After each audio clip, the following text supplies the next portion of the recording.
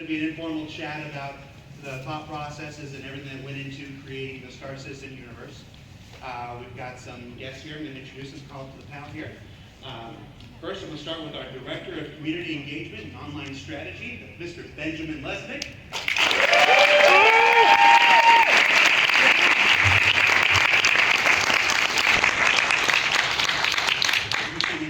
Content we put out in the last 2 years. You'll be familiar with that. Next up is our Vice President of Marketing, Ms. Sandy Gardner. We're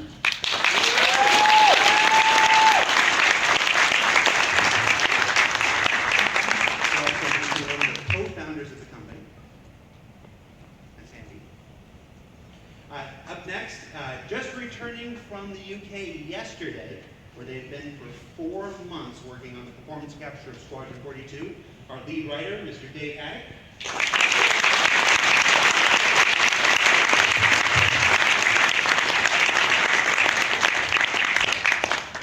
And joining him from the UK after 4 months of performance capture with a faraway stare in his eyes, the man himself, our grand poobah, Mr. Chris Roberts.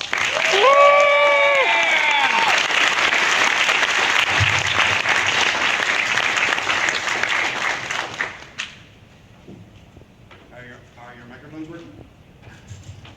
Testing. All right. Well, you're not here to talk to me, so I'm going to leave it in the hands of Mr. Chris Roberts. Or do we want to start with Dave?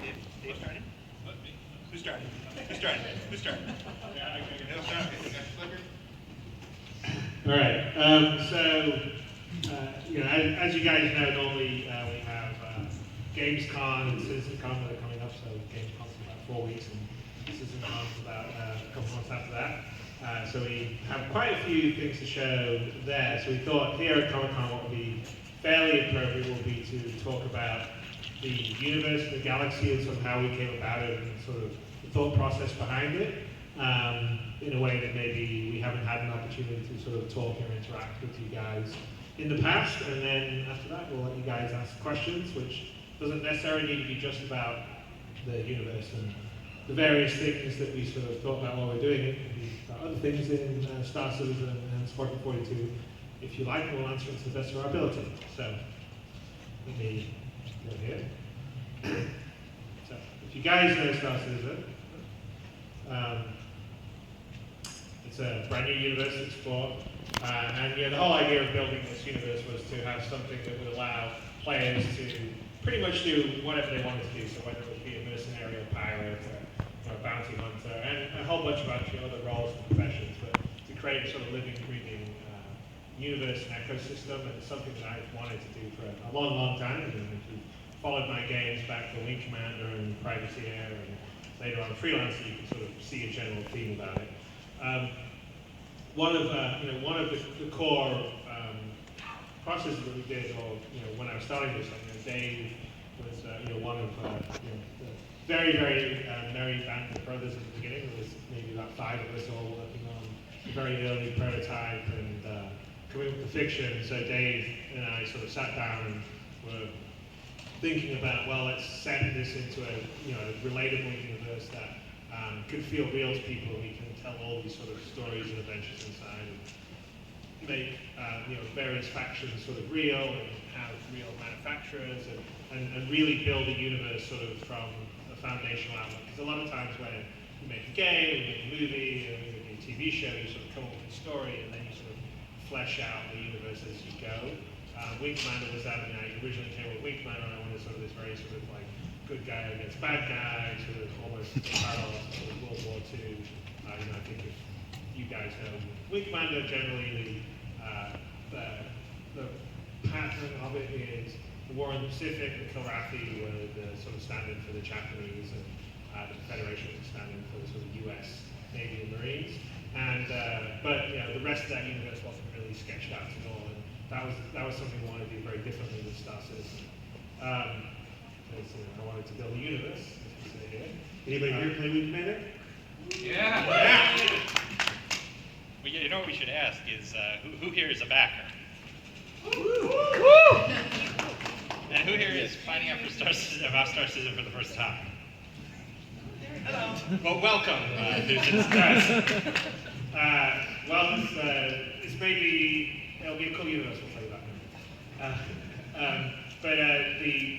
The sort of two core experiences that we're building is Star Citizen, which is sort of the open experience that you can pretty much do anything in this universe, be who you want, choose what profession you want, go where you want. It's sort of a very big sort of open sandbox. That's the sort of big, ambitious online game that we hope is going to run for years and years and years. And we're really putting a lot of effort and investment and thought into building that in the most sort of open and flexible manner for the long term. And it's set in sort of the 30th century setting that we come up with. That United Empire of Earth which is sort of humanity and the government or the empire that runs humanity spread out over many, many different planets and systems, is struggling to sort of maintain the empire, mainly because it's sort of expanded to a certain level and there is only so much it can do to keep the empire together in the sort of face of sort of external threats and sort of internal economic pressures, which is something that if you look back in history we've sort of seen in quite a few empires that sort of fall under their own weight and stuff like that. The second sort of game aspect is Squadron 42, which is a single player narrative experience that whoever, if you're in Star Citizen, you can play this and it's actually a really great entrance into the universe and the story. And in that particular one, you play a UE naval pilot and you sort of follow his sort of journey and adventure, and it's you as, so it's not his, it's your journey and adventure. And that's much more reminiscent of the experience that Wing Commander gave, where I sort of feel like you're in the middle of a big space epic and you're the star instead of watching it. So how do we start with that? Well, we decided, as I mentioned, we're going to build a universe first. One of the things that I like to do, I mentioned in Wing Commander that I picked sort of the War in the Pacific and World War II for the template for Wing Commander.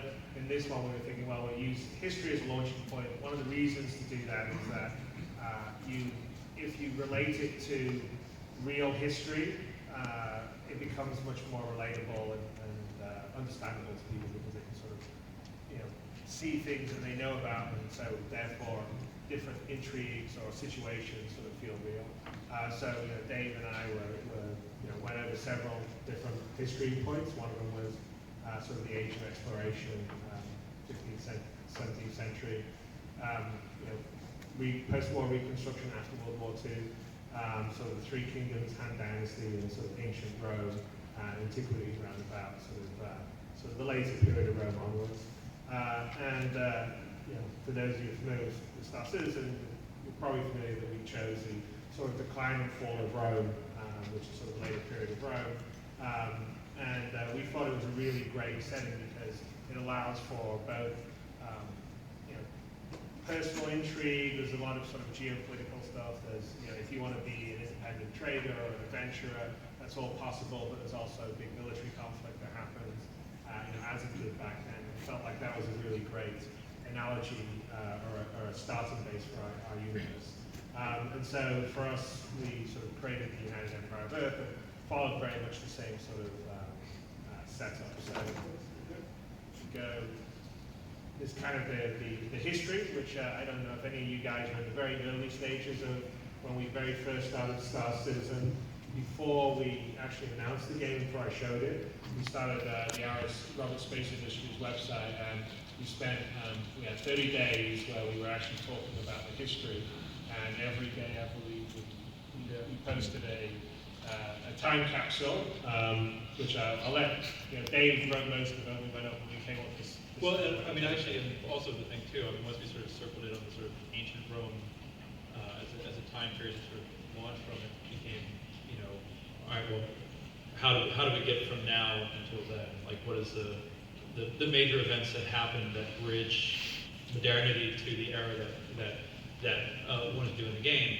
And so it turned out, fortuitously enough, to be these 30 events that we sort of discussed, as sorts of major tentpole events that happened that we ended up transforming into the time capsule. So every day we would do a single sort of, Chris is obviously, as you all know, with his previous stuff, is very big into in-universe stuff and keeping it all immersive. So we decided to try and release each of these kernels of information wrapped up in a piece of fiction. So it could be a news article, it could be a diary excerpt, it could be a movie review, it could be any number of things that would just talk about the event in a way that was not just like, hey, this happened, see you tomorrow, type thing. So yeah, and so basically these events, and then it also gave us the areas that we needed to figure out what do we need to explore further and what do we need to refine. So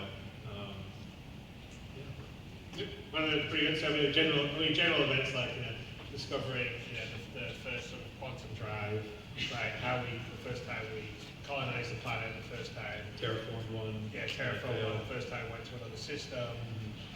Sort of the progression of the First contact with aliens, how the Empire. So originally, we sort of based it starting from today, moving forward. So, the next step was, well, perhaps the United Nations becomes the government of Earth, and then at some point they start to colonize other planets, and it's the United Planets of Earth, and then at some point the sort of democratic system is overthrown, and it becomes the United Empire of Earth.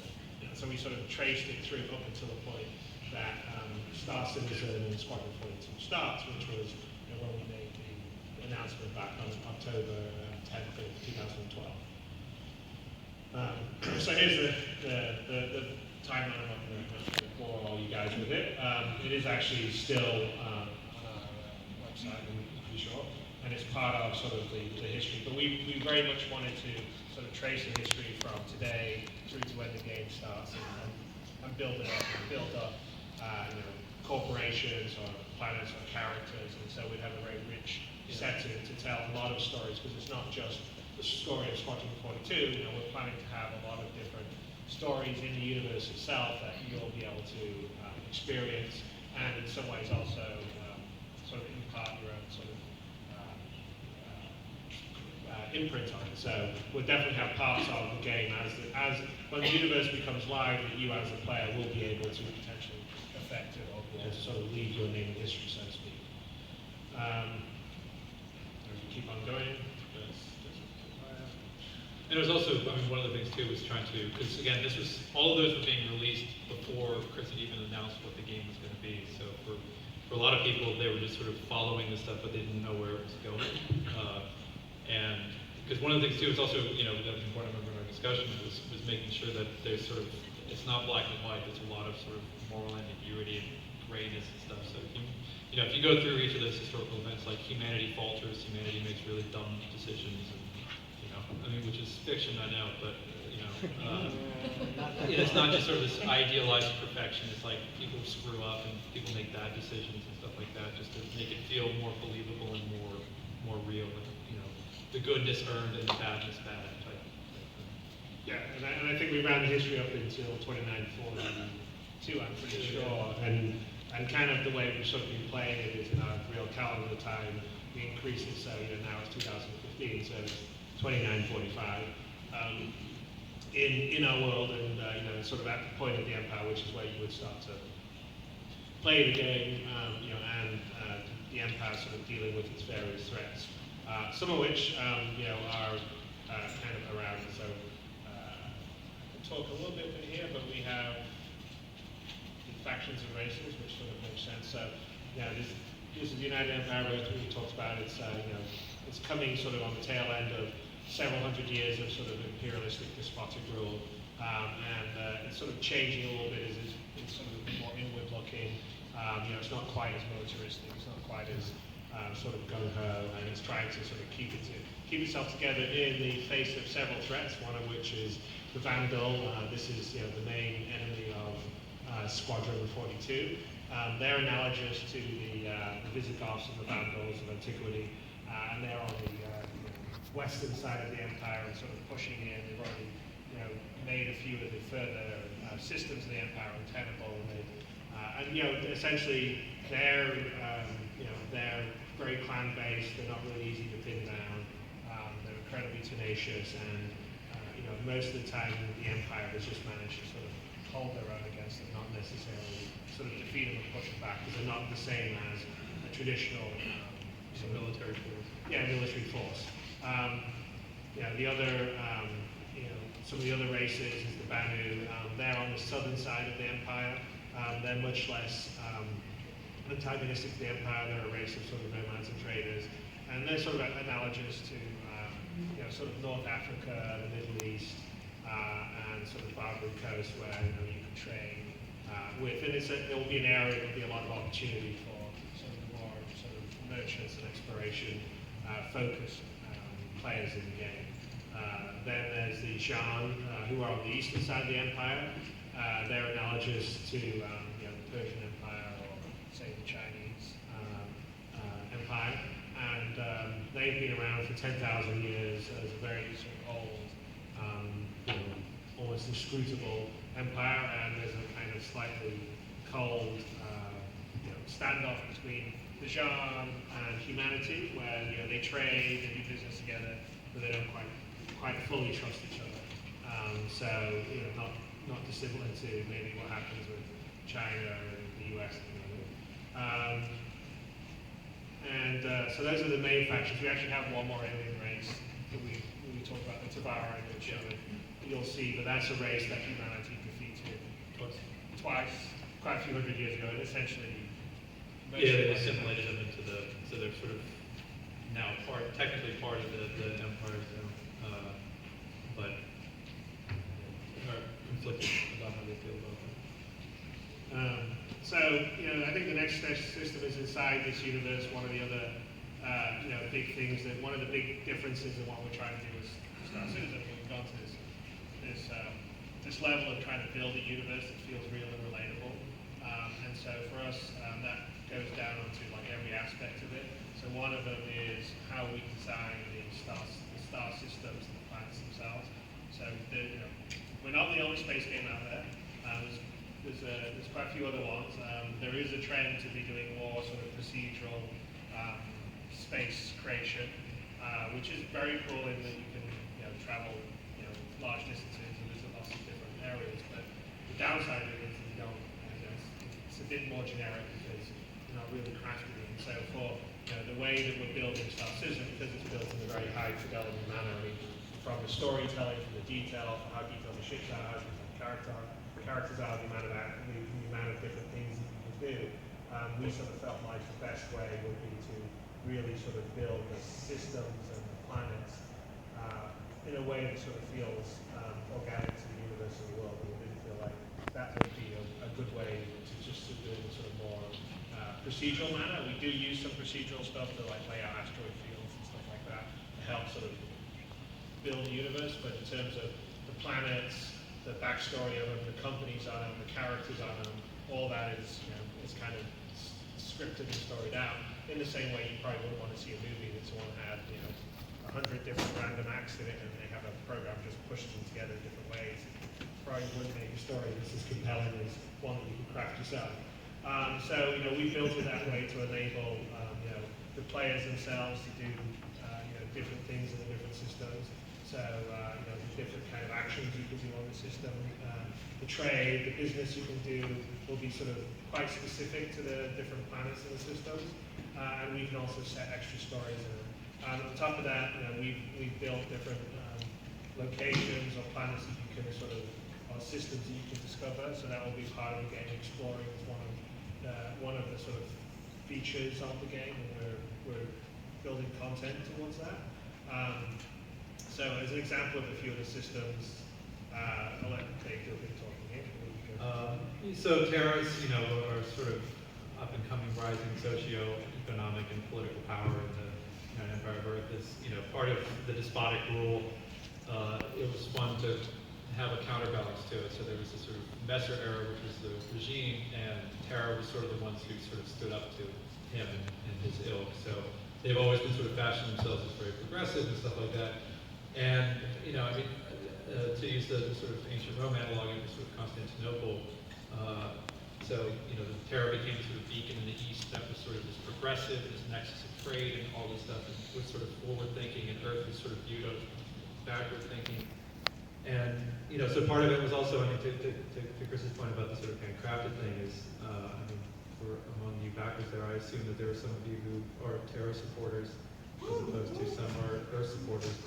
But that's what you get with this sort of handcrafted, is that you can have things for people to latch onto to argue over, which is amazing and great to watch. But yeah, so Terra is sort of the up-and-comer in the Empire, and has really kind of vying for this new position as this is what humanity is now. Let's put to bed humanity of the past and embrace who we are now. We're a spacefaring species, and yada, yada, yada. So it's creating a little bit of tension, and tension that will play out, once you guys get in there and help or hurt it. And then Ellis is sort of primarily just sort of home of the Murray Cup, which is a racing thing, which is actually one of the things you can do now in Arena Commander, which is race your ships. Yeah, and I think our plan is in the actual universe will allow the racing profession to be something you can do. And there'll be a circuit that will be around the universe, and we'll have races between the different, over time, and people can sort of go in, can sort of race in the qualifying ranks to get over. We actually have a racing season. Yeah, we'll have a racing season, and we'll report on it.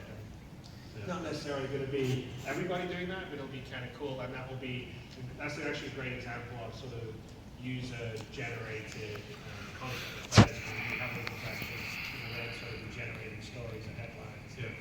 You're in a bar, you can see an update on how the Cup standings are doing, just like you would be seeing in Formula One. And plus, that great opportunity for us to actually get to interview a player who wins the Murray Cup for an in-fiction news article that we run in the game. I mean, it's so meta.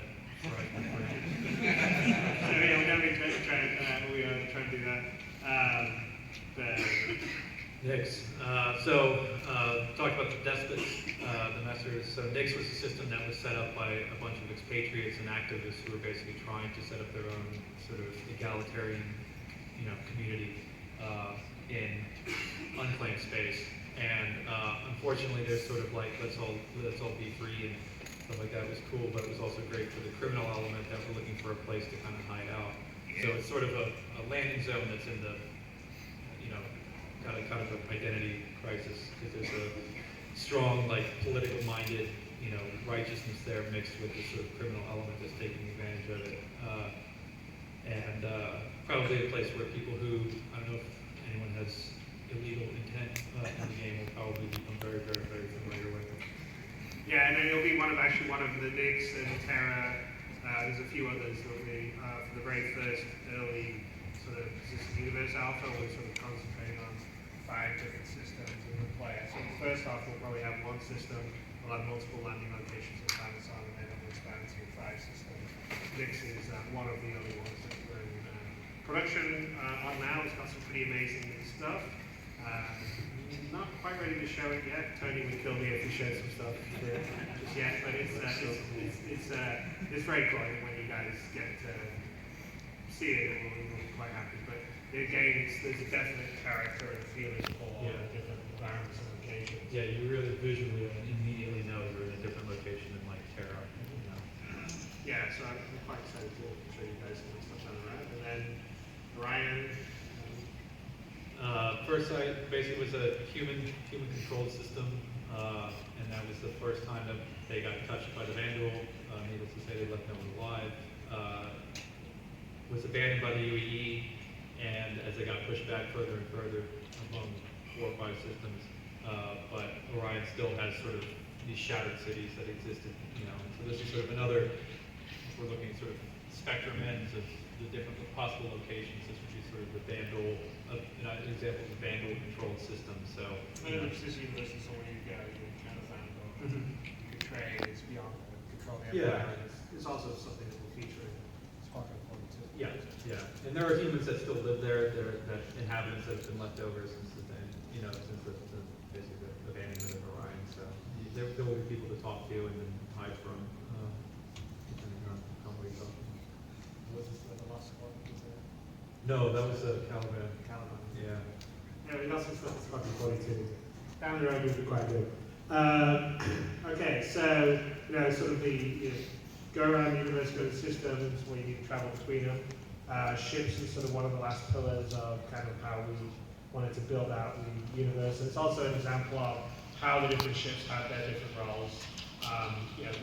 The obvious ones, which you've sort of seen in a lot of different space games, so things like starfighters, sort of torpedo bombers, merchant transports, pirate ships, multi-crew explorers. That's sort of new for what we're doing with Star Citizen, where we're allowing you to have multi-crew ships, and we're going to be showing some stuff at Gamescom that I think hopefully people are really going to like, because in Gamescom it's going to be our first demonstration of large world. So that means we've got a map that's mind-bogglingly big. So just flying between these two moons at normal speed will take you about 2 hours. So it's all one map, but we're going to have multiple multi-crew ships and a whole bunch of stuff that we'll show at Gamescom. And that's something that I think is one of the big sort of selling points or promises of Star Citizen. UE naval ships are the big ships that you sort of encounter in Squadron 42 and later on, and also things like the Idris or the Javelin, which a few people in the community have, and I will tell you from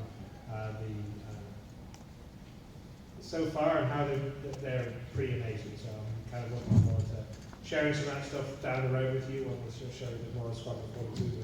But they're built out in a level of detail that I haven't seen before in the game. And then alien ships like the Vandal ships, Jean ships. And then later on, we sort of have been digging down because we're really big in the universe of trying to create gameplay that is not just about combat, to allow people to do more than one thing, to do non-combat roles. So we have all sorts of stuff. And I think this is one of the things long term that will be a big hook for Star Citizen in general. It's just that it's not all about combat. So right now you can play Arena Commander and really just find those single-seater ships. That's going to change soon when we give you the multi-crew Arena Commander 2.0, which will be just shortly after Gamescom. And then you'll be able to play the multi-crew ships. We will put that on the large world map, so there'll be a lot more play area for people. So it's going to be a pretty big game changer, and then from there it drops into sort of our early system universe stuff. But we're allowing for a lot more roles. So ships will allow you to salvage, mine, repair, do data running, science exploration, commercial starliners. We just had a ship, the Genesis, that we recently sort of profiled. Modular transports, so much bigger, sort of like container ships, luxury ships, search and rescue, racing ships, medical ships, sort of news vans, journalism based ships. So there's all these different ships help drive the various roles you can do in this universe, which helps a lot. We really tried to build unique personality for the ships themselves. So we tried to give each one a manufacturer, a whole background in terms of different equipment manufacturers, and they have styles and looks and feels, and it's all part of trying to make this sort of universe feel real and relatable. And I think it's one of the things that I think people like and respond to, is that it sort of feels like these ships all fit inside the universe and they all have a place and they feel like they're logical. The component aspect of it, which is still in its early days, the system's been built for it. We just haven't had the time to build enough of the components.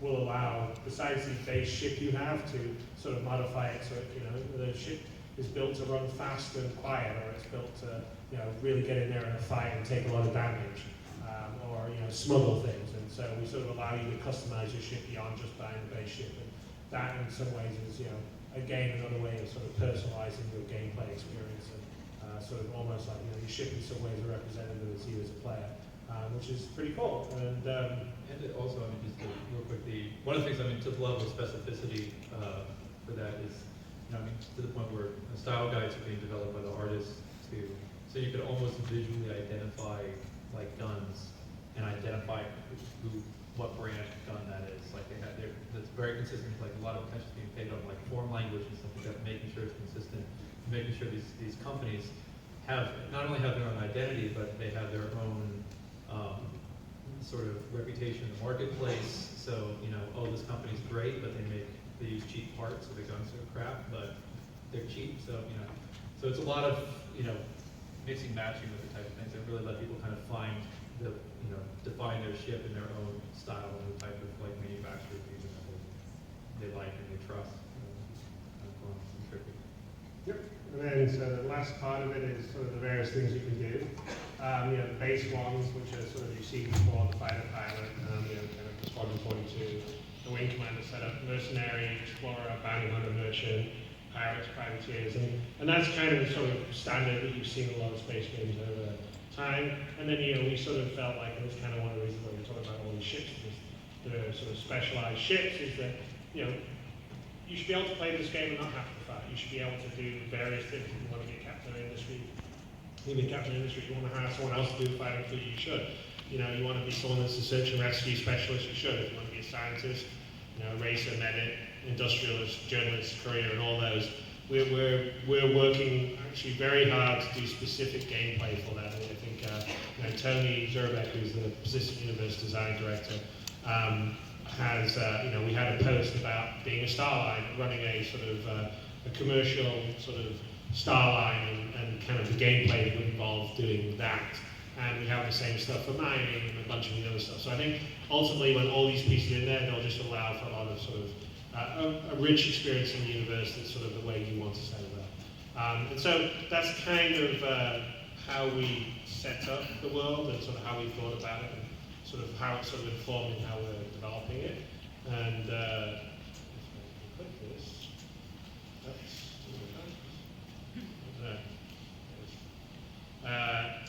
it sort of all takes us to Squadron 42, which is the gateway into the game. It's, will be Citizen Con, not Games Con as well. We're going to we'll have some announcements and talk about Squadron 42.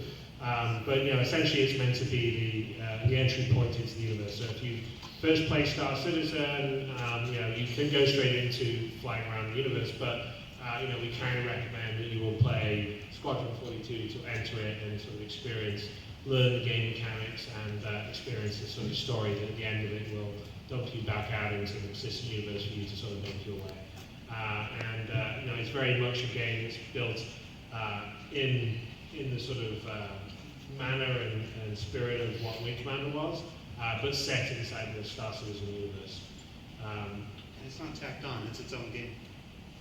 Yes, it's I would definitely say that, me and Dave were over there since, I guess the end of April. Yeah, April. So what's it, April, May, June? Yeah, so 4 months. It's bigger than any Wing Commander that I've done. So we have, did you do a page count at the end of the script? I kind of did. This is not including rewrites. It was including wild lines, not including rewrites. It's about 670 pages. So 670 pages. We finished our shoot on the 66th day. So I don't know if most of you know film, but generally I've never done a film that shot that many days. The big movies, the big $200 million movies, somewhere between 60 and 90 days shooting. So it was a huge shoot. We did a whole bunch of stuff, and we'll be talking about some of that further on. But it by itself will be equivalent to any AAA $60 big PlayStation, Xbox One exclusive where everyone's invested a bunch of money. So I think you guys are back. You're going to get that and Star Citizen. So it's going to be pretty good. It's going to be a pretty big deal. We're pretty excited about the story. We're doing some very interesting stuff with it. So I think it's going to be more vivid and real and more emotional than any of the ones I've done in the past. So right now I'm just telling you that, but I'll be able to show you some of that stuff soon. I'm really excited by it. I mean, we did some really great stuff. There's some tech that we're working on that I think is really going to help bring it home, and it's pretty cool. So, but anyway, from the start, it's designed to fit inside the universe, and in some ways, it's a whole game, and it'll be cool. So, we're now our last little slide is community, and then we'll get to the Q&A, and I'll hand that over to Ben over on that side, if you want to talk about the community aspects here. Oh, sure. Although I think this news report is actually more related to data and the community works with the fiction. Oh, I'm just to let you guys talk. okay. Can be. Yeah, I mean, from the early days, that was always one of the things that I remember in the pre-GDC announcement was always like, the website needed to be a place where we knew there was going to be a lot of time to fill between the announcement Kickstarter thing until the game was released, and so Chris was very adamant about building a website that was constantly getting content stuff to the backers and developing the world so everyone can kind of see it and we can weigh in on it and stuff like that. So, I mean, it started off initially with just sort of the time capsules transition into the news updates, which is sort of our weekly in fiction, type stuff. They're talking about the events that are happening, current events that are happening in the universe and stuff like that, and all kind of laying the groundwork so when the game goes live, you feel like you have a history built in, And we still do that to Oh, this yeah. day, right? Every week we have at least one. Yeah, there's one news update, I think for that, we're about 300 pages worth that we've done since the launch. But we also do War Builder, which is sort of a weekly thing we did, where we actually would throw out topics to the community and just sort of say, like, because again, I mean, if you look at our fan fiction section, I mean, it's huge and it's been going strong ever since we launched the site. So we have a lot of really creative people. One of the things that surprised us, the day we launched, we went into a live chat and we would see what people are saying about all the people who are punching, because we were all already role playing. Yeah. Which is what led to our organization system. We wanted to get people into our world before we actually had a game for them. Yeah, and I mean, I have to say that it's actually very cool to see so many people creating so much of their own story and history and fiction inside of this world or universe.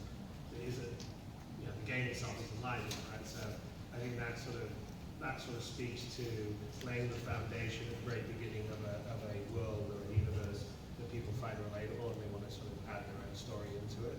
And for us, it's like that's actually one of the big inspirational parts for us. Is it actually helps inform what we do because we see, there's some amazing machinery out there where there's people like Fiendish Feder who's done some great stuff, and there's a few other people who've done some really great stuff where you actually see people put together videos using some of our assets, say in the engine, that sort of telling the stories or doing bits of that, kind of here's what it's like when someone's boarding a ship, or here's what it's like when someone's doing rescue and recovery.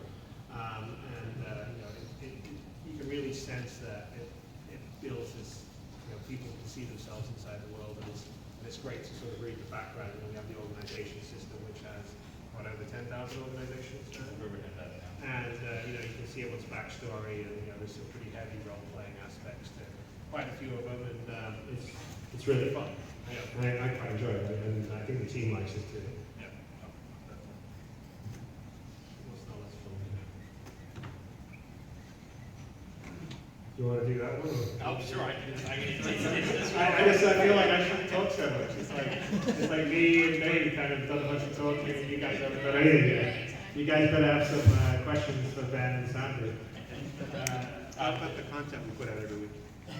This one needs to be kind of our dedication to making Star Citizen entirely in the world. When you go to buy a ship, you guys already know this because you've already bought ships, but you buy it in 2945 rather than 2015. We put out fiction content. I remember being a Wing Commander fan, I ate up every little bit of background fiction, the novelizations and the cartoon and all that background stuff, and I wanted to get that, people connected to that for Star Citizen from the very start. So we do ship commercials and stuff, trailers, ship brochures. We spark folks' imagination, hopefully.